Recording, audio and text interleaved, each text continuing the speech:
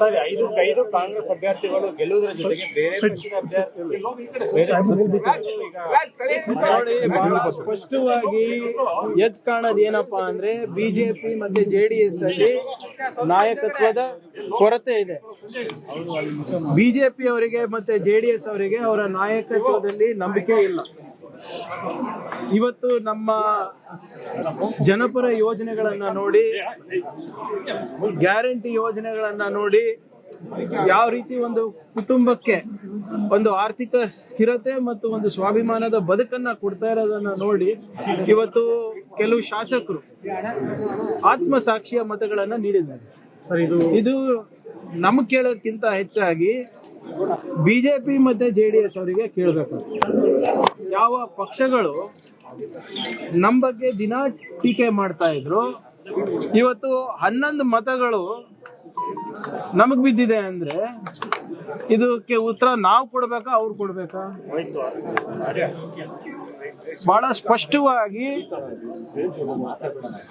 ವಿರೋಧ ಪಕ್ಷದ ನಾಯಕರಾದಂತ ಅಶೋಕ್ ಅವರ ಬಿಜೆಪಿ ಪಕ್ಷದ ರಾಜ್ಯಾಧ್ಯಕ್ಷರಾದ ವಿಜೇಂದ್ರ ಅವರ ನಾಯಕತ್ವವನ್ನ ಸ್ವತಃ ಬಿಜೆಪಿ ಅವರು ತಿರಸ್ಕಾರ ಮಾಡಿದ್ದಾರೆ. ಮತ್ತೆ ಎರಡೂ ಪಕ್ಷದ ಮೈತ್ರಿ ಏನಿದೆ ಅದನ್ನು ಕೂಡ ತಿರಸ್ಕಾರ ಇವತ್ತು ಜೆಡಿಎಸ್ ಹಾಗೂ ಬಿಜೆಪಿ ಶಾಸಕರು ಮಾಡಿದ್ದಾರೆ. ಮೊದಲ ಪ್ರಯತ್ನದಲ್ಲೇ ಸರ್ ಬರೋಬ್ಬರಿ 11 ಮತಗಳು ಆತ್ಮಸಾಕ್ಷಿಯ ಮತಗಳು. ನೀವು ಗಮನಿಸಬೇಕಾಗಿರೋದು ಏನು ಅಂದ್ರೆ, ಫಸ್ಟ್ ರೌಂಡ್ ಅಲ್ಲೇ ಎಲ್ಲರೂ ಗೆದ್ದಿದ್ದು, ಮೊದಲನೇ ಸುತ್ತಿಲ್ಲ. ಅಂದ್ರೆ ಏನ್ ತೋರಿಸುತ್ತೆ? It is an outright rejection of the leadership of mister Ashok, mister Vijayendra and mister Kumaraswamy. Karnataka counter ಆಯ್ತು ಅಂದ್ರೆ ಬಿಜೆಪಿ ಬೇರೆ ಬೇರೆ ರಾಜ್ಯಗಳಲ್ಲಿ ಹಿಂಗೆ ಬೇರೆ ಪಕ್ಷದ ಶಾಸಕರು ಇರ್ಬೋದು, ಬೇರೆ ಬೇರೆಯವ್ರನ್ನ ಸೆಳೀತಾ ಇದ್ದು. ಈ ಕರ್ನಾಟಕದಲ್ಲಿ ನೋಡಿ, ನಾವು ಯಾರಿಗೂ ಸೆಳೆದಿಲ್ಲ, ಏನಿಲ್ಲ. ಬಹಳ ಸ್ಪಷ್ಟವಾಗಿ ನಮ್ಮ ಮುಖ್ಯಮಂತ್ರಿಗಳು ಮತ್ತೆ ನಮ್ಮ ಪಕ್ಷದ ಅಧ್ಯಕ್ಷರು ಹೇಳಿದ್ದಾರೆ, ನಾವು ಯಾವುದೇ ರೀತಿಯಾದಂತ ಅನ್ಕಾನ್ಸ್ಟಿಟ್ಯೂಷನಲ್ ಮೀನ್ಸ್ ಮುಖಾಂತರ ನಾವು ಚುನಾವಣೆ ಗೆದ್ದಿಲ್ಲ, ನಾವು ಗೆಲ್ಲಕ್ಕೂ ಹೋಗೋದಿಲ್ಲ. ಈಗ ಅವರೇ ಸ್ವಪ್ರೇರಣೆಯಿಂದ ಬಂದಾಗ ಅವ್ರು ಹಾಕಿರ್ತಾರೆ, ಇದು ಸೀಕ್ರೆಟ್ ಬ್ಯಾಲೆಟ್. ನೀವು ಎಲ್ಲಾನು ಕೂಡ ನೀವೇ ನೋಡಿದ್ದೀರಾ, ಲೈವ್ ನೋಡಿದ್ದೀರಾ.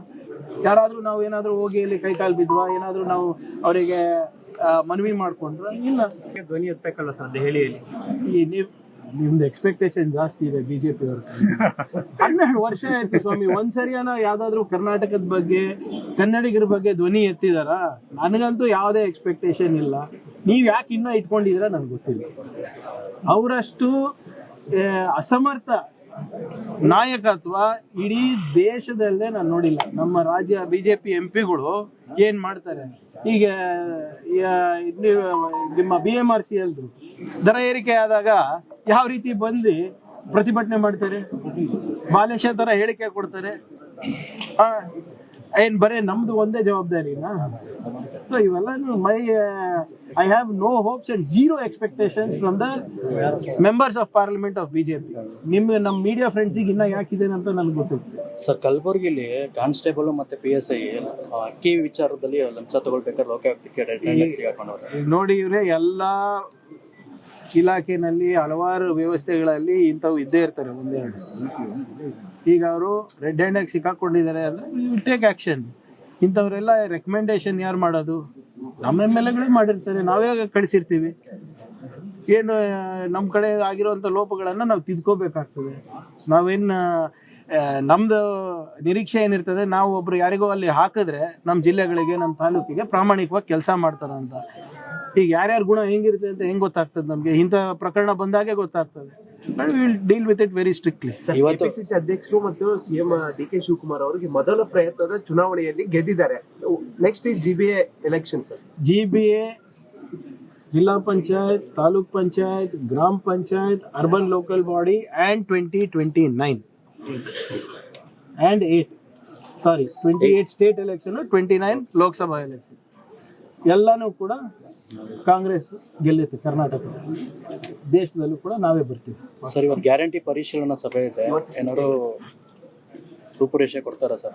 ಇಲ್ಲ, ಬಹಳ ಸ್ಪಷ್ಟವಾಗಿ ಮಾನ್ಯ ಮುಖ್ಯಮಂತ್ರಿಗಳು ಹೇಳಿದ್ದಾರೆ, ಅನರ್ಹರು ಯಾರಿದ್ದಾರೆ ಅವರಿಗೆ ಹೋಗಬಾರ್ದು. ಸಾಕಷ್ಟು ಲೋಪಗಳಿದೆ, ಅದನ್ನ ತಾಂತ್ರಿಕವಾಗಿ ಹೇಗೆ ನಿವಾರಣೆ ಮಾಡಬಹುದು ಅಂತ. ಈಗ ನಮ್ಮ ಗ್ಯಾರಂಟಿ ಸಮಿತಿ ಅಧ್ಯಕ್ಷರು ರೇವಣ್ಣ ಅವ್ರು ಇರ್ಬೋದು, ಉಪಾಧ್ಯಕ್ಷರಾದ ನಮ್ಮ ದಿನೇಶ್ ಗುಳಿಗೌಡ ಅವರು ಇರ್ಬೋದು, ಕೆಲವು ಅಂಕಿಅಂಶಗಳನ್ನು ಕೊಟ್ಟಿದ್ದಾರೆ. ಈಗ ನೀವೇ ಹೇಳಿ, ಸರ್ಕಾರದ ಬೊಕ್ಕಸೆಗೆ ಏನು ನಷ್ಟ ಆಗ್ತಾ ಇದೆ ಅದು ತಡೆಯೋದು ನಮ್ಮ ಆದ್ಯ ಕರ್ತವ್ಯ ಅಲ್ಲ. ಈಗ ಯಾರಿಗೆ ಸಿಗ್ತಾ ಇಲ್ಲ ಅವರಿಗೆ ಕೊಡಿಸ್ಬೇಕು, ಯಾರು ಅನರ್ಹರಿದೆ ಅವ್ರಿಗೆ ತೆಗಿಬೇಕು. ಈ ಮೃತಪಟ್ಟವರಿಗೂ ಹೋಗ್ತಾ ಇದೆ. ಈಗ ನಾವು ಮೆಕ್ಯಾನಿಸಮ್ನ ಇವಾಲ್ವ್ ಮಾಡಬೇಕಲ್ಲ ತಾಂತ್ರಿಕವಾಗಿ.